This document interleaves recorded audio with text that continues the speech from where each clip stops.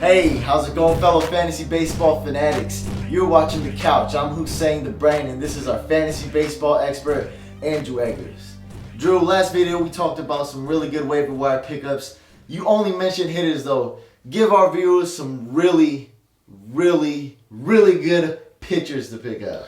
At this point, you can usually find Andy Pettit on the waiver wire. He's only made 2 starts since coming back from 2010. Hasn't pitched since then in the big leagues, but he's a really good pitcher. Win lots of games and keep a low ERA. You got Ryan Vogelsong from the Giants. He's going to be a good pitcher as well. He was an all-star last year. Didn't get off to a really hot start with wins, but that should get a lot better as well. And then you got Yi-Win Chen from Taiwan. Not really well known.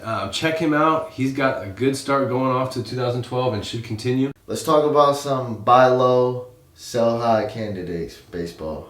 Well, right now I would definitely buy low on Eric Hosmer.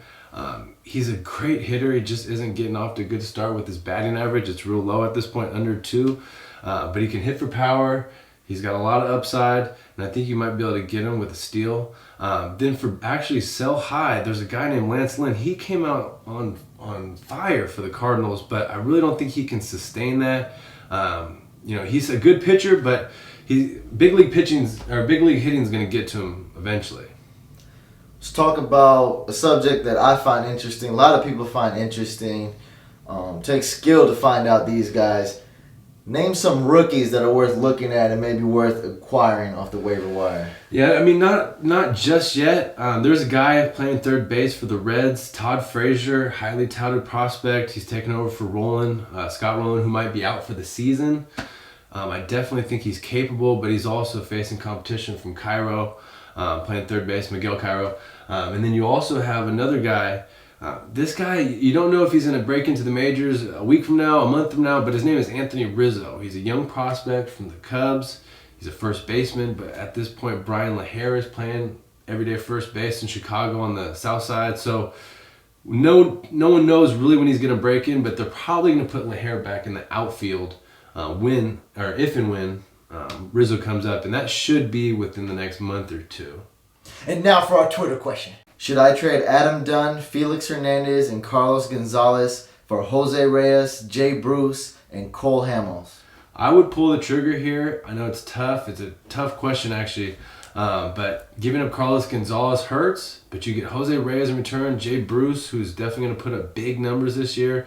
And Adam Dunn strikes out a lot, and he could be really inconsistent at times. Felix doesn't play for a great team, so don't expect him to get a whole lot of wins. He might have a good ERA and a lot of strikeouts, but I would definitely pull the trigger. Reyes, Bruce, and Hamels is just too good to say no to.